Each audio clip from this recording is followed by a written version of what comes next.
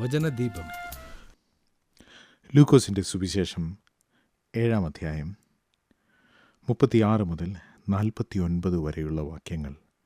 ലൂക്കോസ് 7-ാം അധ്യായം 36 മുതൽ 49 വരെയുള്ള വാക്യങ്ങൾ.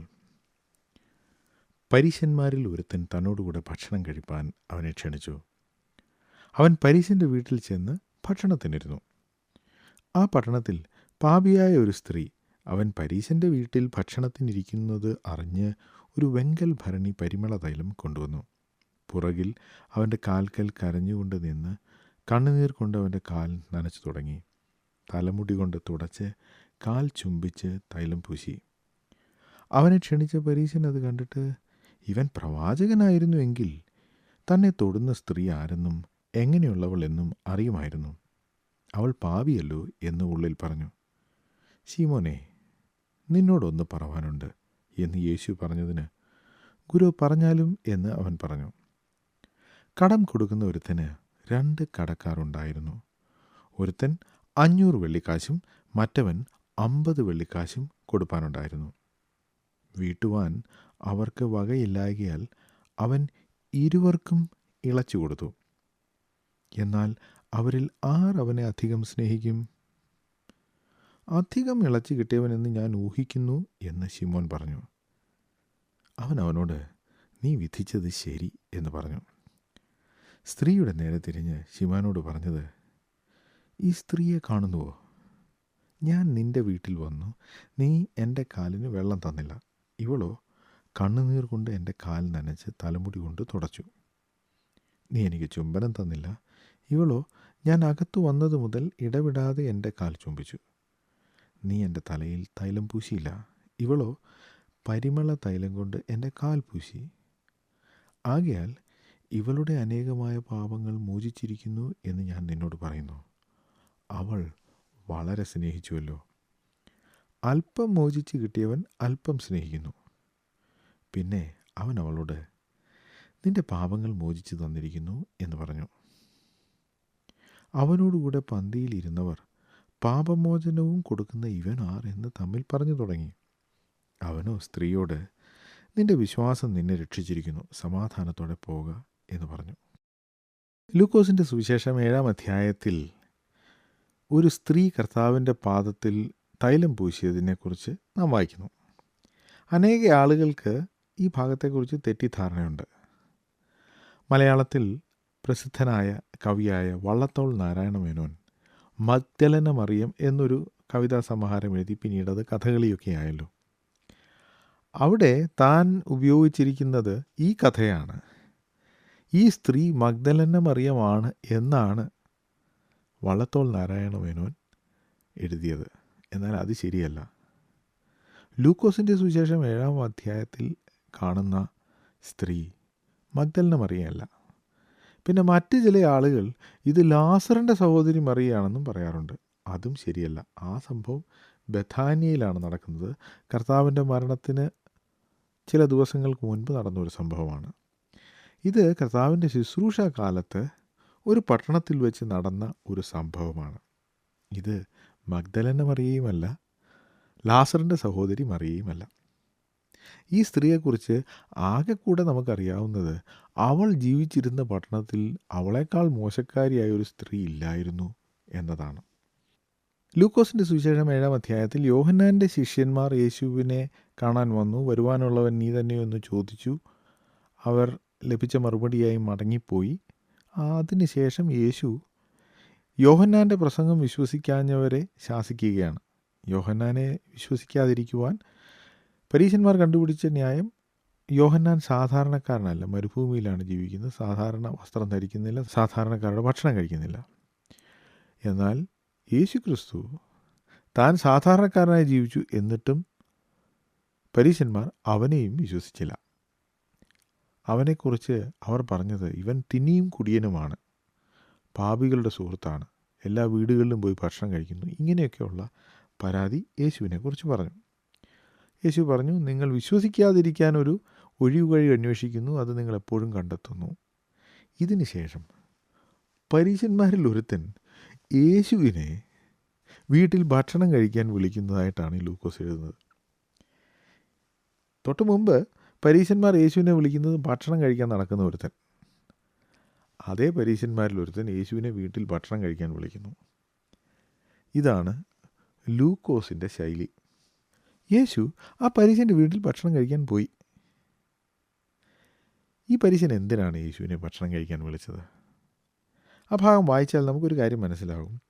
ഈ മനുഷ്യൻ യേശുവിനെ എന്നല്ല, പലരെയും സാധാരണയായി തൻ്റെ വീട്ടിൽ ഭക്ഷണം കഴിക്കാൻ വിളിക്കാറുണ്ട്. വലിയ റബായിമാർ, ഗുരുക്കന്മാർ അവരൊക്കെ വന്നാൽ തൻ്റെ വീട്ടിൽ അവരെ വിളിക്കും. അതുകൊണ്ടാണ് ഇയാളുടെ വീട്ടിൽ അതിഥിയായി യേശു വന്നു എന്ന കാര്യം ആ പട്ടണത്തിലെ പാപിനിയായ സ്ത്രീ അറിഞ്ഞു. ആ പട്ടണത്തിൽ പ്രമുഖരായ ആരെങ്കിലും വന്നാൽ ഈ പരീശൻ അവരെ വീട്ടിലേക്ക് വിളിക്കുക പതിവാണ്. ആ കൂടെ വരുന്ന ആളുകൾക്കും താൻ ധാരാളമായി ഭക്ഷണം കൊടുക്കും. മാത്രമല്ല, ഇയാൾ അവരെ വീട്ടിലേക്ക് വിളിക്കുന്നത് അവരെ ബഹുമാനിക്കാൻ, അവരെ സൽക്കരിക്കാൻ എന്ന് തോന്നുമെങ്കിലും അയാളുടെ ഉദ്ദേശം മറ്റൊന്നാണ്. തന്നെക്കുറിച്ച് ഈ വരുന്ന ആളുകൾ മനസ്സിലാക്കണം. എൻ്റെ വീട് എത്ര വലുതാണ്, എൻ്റെ വീട്ടിൽ എന്തുമാത്രം ധനം എനിക്കുണ്ട്, വേലക്കാരുണ്ട്, എനിക്ക് എത്ര നല്ല ഭക്ഷണം ആളുകൾക്ക് കൊടുക്കാൻ കഴിയും, അതിനൊക്കെയുള്ള സാമ്പത്തികം എനിക്കുണ്ട് എന്ന കാര്യം മറ്റുള്ളവർ അറിയണം. അതൊന്ന്. രണ്ടാമത്, യഹൂദന്മാർ ദൈവ അനുഗ്രഹത്തിൻ്റെ അടയാളമായി കണ്ടത് സമ്പത്താണ്. അതിൻ്റെ കാരണം സമ്പത്തുള്ളവർക്ക് മറ്റുള്ളവർക്ക് ദാനധർമ്മം ചെയ്യാം, അതുവഴി ദൈവം അവരിൽ പ്രസാദിക്കുകയും ചെയ്യും. അപ്പോൾ താൻ ധനികനാണെന്ന് മാത്രമല്ല, താനൊരു ദൈവഭക്തനായ മനുഷ്യനാണ്, ദൈവത്തിന് വേണ്ടി അല്ലെങ്കിൽ ദൈവത്തെ പ്രസാദിപ്പിക്കാൻ മറ്റുള്ളവർക്ക് കൊടുക്കുകയും മറ്റുള്ളവരെ സൽക്കരിക്കുകയും ചെയ്യുന്ന ഒരു വ്യക്തിയാണ് എന്ന് ഈ വരുന്ന ആളുകൾ മനസ്സിലാക്കണം. ഇവിടെ ആ കാര്യം യേശു മനസ്സിലാക്കണം. യേശുവിനെ എൻ്റെ വീട്ടിൽ വിളിക്കുന്നു. യേശുവിനെ വിളിക്കുമ്പോൾ യേശുവിൻ്റെ ശിഷ്യന്മാരും വരുമല്ലോ. അവർക്കൊക്കെയുള്ള ഭക്ഷണം ഉണ്ടാക്കി കൊടുക്കാനും അവരെ സൽക്കരിക്കുവാനും എനിക്ക് പണമുണ്ട്, എനിക്കതിന് മനസ്സുണ്ട്, ഞാനതിന് തയ്യാറാണ്, ഇങ്ങനെ നല്ല കാര്യങ്ങൾ ചെയ്യുന്ന ഒരു വ്യക്തിയാണ് ഞാൻ എന്ന് യേശു അറിയണം. അത് അയാളുടെ ഒരു ഉദ്ദേശമായിരുന്നു. മറ്റൊരു ഉദ്ദേശം, ഒരു വ്യക്തിയെ വീട്ടിൽ വിളിച്ച് ഭക്ഷണം കഴിക്കാൻ കൊടുത്താൽ ആ ആളുമായി കുറച്ച് അടുത്ത് ഇടപെടാൻ സാധിക്കും. അതുവഴിയായി ആ വ്യക്തി എങ്ങനെയുള്ള ആളാണ് എന്ന് കൂടുതൽ വ്യക്തമായി മനസ്സിലാക്കാനും സാധിക്കും. ഒരുപക്ഷെ അതും അയാളുടെ ഉദ്ദേശമായിരുന്നിരിക്കണം. കാരണം പാപിനിയായ സ്ത്രീ യേശുവിൻ്റെ കാൽക്കൽ തൈലം പൂശി അവൻ്റെ കാൽ മുടി കൊണ്ട് തുടച്ചു. ഇത് കണ്ട ഉടനെ ഈ പരീശൻ യേശുവിനെക്കുറിച്ച് തൻ്റെ അഭിപ്രായം സ്വരൂപിച്ചു കഴിഞ്ഞു. അവൻ യേശുവിനെക്കുറിച്ച് മനസ്സിലാക്കിയത് ഈ മനുഷ്യനൊരു പ്രവാചകനല്ല. പ്രവാചകനായിരുന്നെങ്കിൽ പട്ടണത്തിലേക്കും പാപിനിയായ ഈ സ്ത്രീയെ അവൻ മനസ്സിലാക്കിയനെ. പരീശൻ പറയുന്നത് ഈ മഹാമോശമായി ജീവിക്കുന്ന സ്ത്രീയെക്കുറിച്ച് ഒന്നും അറിഞ്ഞുകൂടാത്ത ആളാണോ പ്രവാചകൻ? പാപത്തെ വിധിക്കേണ്ട ആളല്ലേ? പാപത്തിനെതിരെ സംസാരിക്കേണ്ട ആളല്ലേ? പാപികളെ അവരുടെ പാപത്തെക്കുറിച്ച് ബോധ്യം വരുത്തേണ്ട ആളല്ലേ? ആ വ്യക്തിക്ക് ഈ പട്ടണത്തിൽ ഏറ്റവും പാപിയായ വ്യക്തി ആരാണെന്ന് അറിഞ്ഞുകൂടെങ്കിൽ അതെന്ത് പ്രവാചകൻ? ഇതായിരുന്നു അവൻ്റെ മനോഭാവം. യേശു ആ വീട്ടിൽ ഭക്ഷണത്തിന് വന്നു, ഭക്ഷണത്തിനിരുന്നു. നാം സാധാരണ ചെയ്യുന്ന പോലെ കസേരയിട്ട് മേശയിലിരുന്നല്ല ഭക്ഷണം കഴിക്കുന്നത്, മറിച്ച് ഒരു കിടക്ക പോലെയാണ്. അപ്പോൾ കാല് പുറത്തേക്ക് വെച്ച് തല മറ്റേ സൈഡിലേക്ക് ഒരു കയ്യിൽ കുത്തിയിരുന്നാണ് ഭക്ഷണം കഴിക്കുന്നത്. അപ്പോൾ നമ്മുടെ കാൽ, ഭക്ഷണം കഴിക്കാൻ ഇരിക്കുന്നയാളുടെ കാൽ കട്ടിൽ നിന്നും അല്ലെങ്കിൽ ആ ഇരിക്കുന്ന ആ മഞ്ചത്തിൽ നിന്നും പുറത്തേക്ക് ആയിരിക്കും നിൽക്കുക. അവിടെ ആളുകൾക്ക് വന്ന് ഈ വ്യക്തിയുടെ കാലിൽ തൈലം പൂശാൻ സാധിക്കും. തല അപ്പുറത്തെ സ്ഥലത്തേക്കാണ് ഇരിക്കുന്നത്, ഭക്ഷണം ഇരിക്കുന്ന വശത്താണ്. ഇങ്ങനെ യേശു ഇരുന്നപ്പോൾ ഈ സ്ത്രീ പുറകിൽ വന്ന് യേശുവിൻ്റെ കാൽക്കൽ നിന്നുകൊണ്ട് കരഞ്ഞു. കണ്ണുനീർ കൊണ്ട് കാൽ നനച്ചു, തലമുടി കൊണ്ട് തുടച്ചു, അവൻ്റെ കാലിൽ ചുംബിച്ചു, തൈലം പൂശി. ഇതൊക്കെ നടന്നപ്പോൾ യേശു ഒന്നും പറഞ്ഞില്ല, പരീശനും ഒന്നും പറഞ്ഞില്ല. അവനിതൊക്കെ കാണുന്നുണ്ടെങ്കിലും പുറമേ ഒന്നും പറഞ്ഞില്ല. അവൻ മനസ്സിൽ ചിന്തിച്ചു, ഈ യഹൂദ റബായി ഒരു പ്രവാചകനല്ല. തന്നെ തൊടുന്നത് ആരെന്ന് അറിയുവാൻ ഇയാൾക്ക് കഴിവില്ല. അവൾ പാപിയല്ലോ.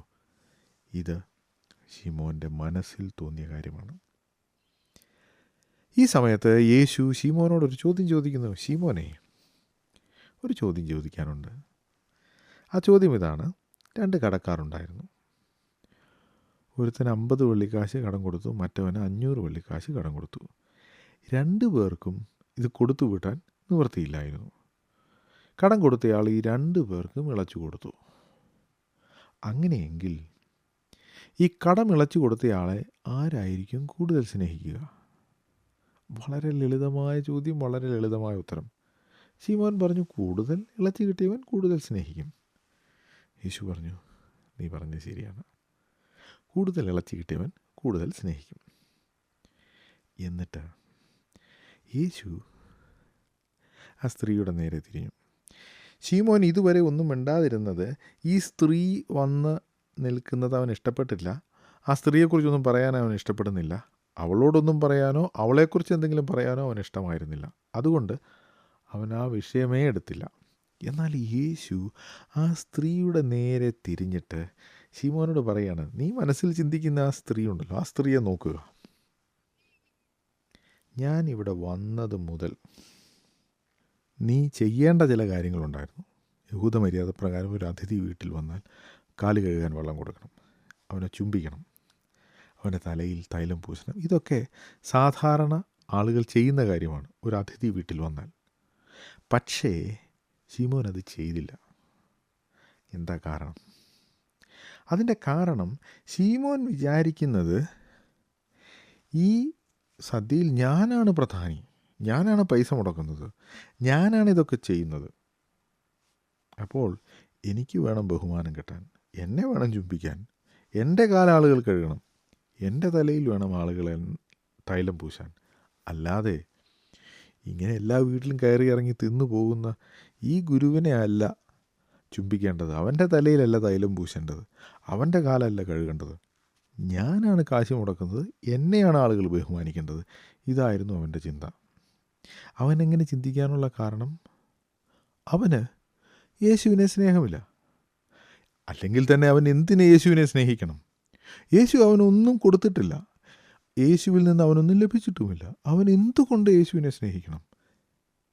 എന്നാൽ ഈ സ്ത്രീ അങ്ങനെയല്ല. ശിമോൻ താൻ ഈ സദ്യ കൊടുക്കുന്നതും യേശുവിനെ വീട്ടിൽ വിളിക്കുന്നതും അതിനുവേണ്ടി പൈസ മുടക്കുന്നതുമെല്ലാം ഞാൻ ചില നല്ല കാര്യങ്ങൾ ചെയ്യുന്നു എന്ന് വരുത്തി തീർക്കാൻ വേണ്ടിയാണ്. ഞാൻ ഈ ചെയ്യുന്ന നല്ല കാര്യങ്ങളുടെ അടിസ്ഥാനത്തിൽ ദൈവം എന്നിൽ പ്രസാദിക്കണം, അതിനുവേണ്ടിയാണ് ഈ പരീശൻ ഇതൊക്കെ ചെയ്യുന്നത്. എന്നാൽ ആ സ്ത്രീയോ? യേശു എന്താ പറഞ്ഞത്? നീ എന്നെ സ്നേഹിക്കുന്നില്ല, എന്നെ സ്നേഹിക്കാത്തതുകൊണ്ട് നീ പല കാര്യങ്ങളും ചെയ്തില്ല. എന്നാൽ ഈ സ്ത്രീ എന്നെ വളരെയധികം സ്നേഹിക്കുന്നു. എന്തുകൊണ്ടാണ് ഇവൾ എന്നെ സ്നേഹിക്കുന്നത്? ആ കാരണമാണ് യേശു പറയുന്നത്. അതിൻ്റെ കാരണം അവളുടെ പാപങ്ങൾ മോചിക്കപ്പെട്ടിരിക്കുന്നു, അവളുടെ പാപം ക്ഷമിച്ച് കിട്ടിയിരിക്കുന്നു. അതുകൊണ്ടാണ് അവൾ സ്നേഹിക്കുന്നത്. അല്ലാതെ അവൾ കാല് കഴുകിയതുകൊണ്ടോ തൈലം പൂശിയതുകൊണ്ടോ ചുംബിച്ചതുകൊണ്ടോ അല്ല അവളുടെ പാപം ക്ഷമിച്ച് കിട്ടിയത്. മറിച്ച് അവളുടെ പാപം ക്ഷമിച്ചു കൊടുത്തിരിക്കുന്നു. അതിൻ്റെ അടിസ്ഥാനത്തിലാണ് അവൾ ഇതൊക്കെ ചെയ്യുന്നത് എന്നാണ് യേശു പറയുന്നത്. ശിമോൻ എന്തുകൊണ്ട് ഇതൊന്നും ചെയ്തില്ല? ശിമോന് വെള്ളം കൊടുക്കാമായിരുന്നു. അതിനുള്ള സൗകര്യം അവിടെ ഉണ്ടായിരുന്നു. യേശുവിൻ്റെ തലയിൽ ഒഴിക്കാൻ തൈലം അവന് കൊടുക്കാമായിരുന്നു. അവൻ്റെ വീട്ടിൽ തൈലമുണ്ട്, അവനെ ചുംബിക്കാമായിരുന്നു. ഒരു ചിലവുമുള്ള കാര്യമല്ല. പക്ഷേ ഇതൊന്നും ശിമോൻ ചെയ്യാതിരുന്നതിൻ്റെ കാരണം ശിമോൻ യേശുവിനെ സ്നേഹിച്ചില്ല എന്നതാണ്. എന്നാൽ ഈ സ്ത്രീ യേശുവിനെ സ്നേഹിച്ചതിൻ്റെ കാരണം സ്വർഗത്തിൽ പോകാൻ വേണ്ടിയല്ല, പാപം ക്ഷമിച്ച് കിട്ടാൻ വേണ്ടിയല്ല, യേശു അവളെ സ്വീകരിക്കാൻ വേണ്ടിയല്ല, മറിച്ച് അവളുടെ പാപം ക്ഷമിച്ച് കിട്ടിയതുകൊണ്ടാണ്, അവൾ സ്വർഗരാജ്യത്തിന് അവകാശിയായതുകൊണ്ടാണ്, യേശു അവളെ രക്ഷിച്ചതുകൊണ്ടാണ്. അതിൻ്റെ നന്ദിയായിട്ടാണ് അവൾ ഈ കാര്യങ്ങൾ ചെയ്യുന്നത്. പ്രിയ സുഹൃത്തെ, ഒരുപക്ഷെ നിങ്ങൾ ഒരുപാട് കാര്യങ്ങളൊക്കെ ചെയ്യുന്നുണ്ടായിരിക്കും. ആത്മീയമെന്ന പേരിൽ നിങ്ങളുടെ സഭയ്ക്ക് വേണ്ടി, ദൈവത്തിന് വേണ്ടി, ദൈവത്തെ പ്രസാദിപ്പിക്കാൻ വേണ്ടി പല കാര്യങ്ങളും ചെയ്യുന്നുണ്ടായിരിക്കും. പക്ഷേ നിങ്ങൾ ചെയ്യുന്ന ആ കാര്യങ്ങളിലൊന്നും ദൈവം പ്രസാദിക്കുന്നില്ല. എന്നാൽ നിങ്ങൾ ആ ചെയ്യുന്ന കാര്യങ്ങളൊക്കെ ദൈവത്തോടുള്ള നന്ദിയുടെയും സ്നേഹത്തിൻ്റെയും അടിസ്ഥാനത്തിലാണെങ്കിൽ, എന്ന് വച്ചാൽ ദൈവം നിങ്ങളുടെ പാപം ക്ഷമിച്ചു തന്നിരിക്കുന്നു, അനവധിയായ പാപങ്ങൾ മോചിച്ചു തന്നിരിക്കുന്നു എന്ന ബോധ്യം നിങ്ങൾക്കുണ്ടെങ്കിൽ, അതിൻ്റെ നന്ദിയായി നിങ്ങൾ ദൈവത്തെ സ്നേഹിക്കുകയും സേവിക്കുകയും ചെയ്താൽ അതിന് വിലയുണ്ട്. നേരെ മറിച്ച് ഞാൻ ഇതൊക്കെ ചെയ്യും, ഈ ചെയ്യുന്നതിൻ്റെ അടിസ്ഥാനത്തിൽ ദൈവം എനിക്ക് വല്ലതും തരണം, അല്ലെങ്കിൽ എൻ്റെ പാപം ക്ഷമിച്ചോണം, അല്ലെങ്കിൽ എന്നെ സ്വർഗത്തിൽ കൊണ്ടുപോകണം എന്ന മനോഭാവത്തിൽ ചെയ്യുന്ന കാര്യങ്ങളൊക്കെ ഈ ശീമോൻ ചെയ്തതുപോലെയാണ്. ശീമോനാണ് ഇവിടെ ഭയങ്കരമായ പൈസ മുടക്കുള്ളത്. സദ്യ നടത്തിയത് അവനാണ്, അവൻ്റെ വീട്ടിലാണ് ഇത് നടക്കുന്നത്. ഒരുപാട് ദാസന്മാരെ അവൻ ഉപയോഗിച്ചിട്ടുണ്ട്, പല ആളുകൾ വന്നിട്ടുണ്ട്. ഇതിൻ്റെയൊക്കെ ചെലവ് നടത്തിയത് ശീമോനാണെങ്കിലും ദൈവത്തിൻ്റെ അനുഗ്രഹം ഉണ്ടായത് പട്ടണത്തിലേക്കും പാപിനിയായ സ്ത്രീക്കാണ്. കാരണം അവൾ ചെയ്തത് സ്നേഹത്തിൽ നിന്നാണ്. ശീമോൻ ഇതൊക്കെ ചെയ്തത് അവൻ്റെ പേര് വലുതാക്കാൻ, അവൻ്റെ സ്വയം ഉയർത്താൻ, അവൻ ഈ നല്ല കാര്യങ്ങളൊക്കെ ചെയ്യുന്നത് കൊണ്ട് ദൈവം അവനെ സ്വീകരിച്ചോണം എന്ന മനോഭാവമായിരുന്നു ശീമോൻ്റേത്. ആ സ്ത്രീ അവളുടെ പാപങ്ങൾ മോചിച്ച് കിട്ടി എന്ന ഉറപ്പ് അവൾക്കുണ്ടായിരുന്നു.